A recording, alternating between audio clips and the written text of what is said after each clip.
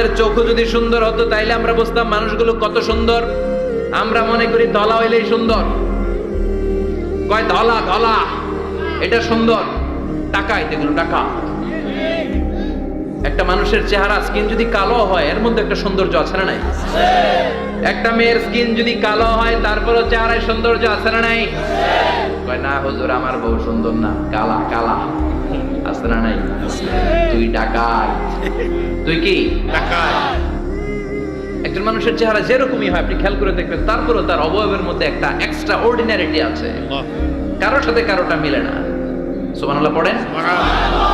এজন্য প্রতিদিন স্ত্রীরে বলবেন, স্ত্রী তুমি সুন্দরী, তুমি অনন্যা, তোমার চাইতে সুন্দরী গোটা বিশ্বে কেউ নাই। কইবেন না? মুরব্বীরা কয় না, কইতাম না, আগে কইয়া ফেলাছি। এগুলো বলবেন, এগুলো বললে স্বামী স্ত্রীর মধ্যে ভালোবাসা বাড়াই দিবে কে? আল্লাহ। আমি প্রায় এগুলো বলি, উৎসাহিত করি যে স্বামী স্ত্রীর মধ্যে যে ভালোবাসাটা এটা পবিত্র, এটা জান্নাতি। এই ভালোবাসা জান্নাতে শুরু হয়েছিল সাইয়েদনা আদম আর হাওয়ার মধ্য দিয়ে। চিল্লায় কোন ঠিক না? স্বামী স্ত্রী দুইজনে একের হাতের সাথে আরেকজনের হাত মিলালে হাতের সগীরা গুনাহ মাফ করে কে? আল্লাহ। স্ত্রীর চেহারার দিকে নজর করে তাকালে চোখের গুনাহ মাফ করে দেয় কে? আল্লাহ। স্ত্রীর জন্য প্রতি মাসে যে খরচ দেন এই টাকাগুলো সদকা দেওয়ার সওয়াব আছে না নাই? আছে। স্ত্রীকে যে দামি দামি ভ্যানিটি ব্যাগ কিনে দেন এইটা তো সওয়াব আছে না নাই? আছে। কক্সবাজারে ঘুরতে নিয়ে গেলে সওয়াব আছে না নাই? আছে। ফুল কিনে দিলে সওয়াব আছে না নাই? আছে। ভালোবাসার গান শোনাইলে সওয়াব আছে না নাই? তোমারে লেগেছে কত যে ভালো, চাঁদ বুঝি তা জানে, রাতেরও আধারে দোসর হয়ে তাই সে আমারে টানে, চাঁদ বুঝি তা জানে। ঠিক কি না?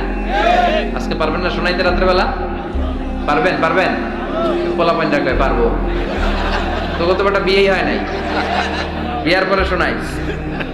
এই ভালোবাসার গানগুলো শোনালে নিজেদের মধ্যে একটা ইন্টিমেসি তৈরি হয়। বিশ্বনবী এরকম স্ত্রীর সাথে খুনসুটি করতেন, ভালোবাসা করতেন। এটা হালাল, কিন্তু এটা জায়গা মতো না করে ভাবির লগে করলে মায়ের আছে না নাই? আছে। ভালোবাসার গান জায়গা মতো শোনাতে হবে।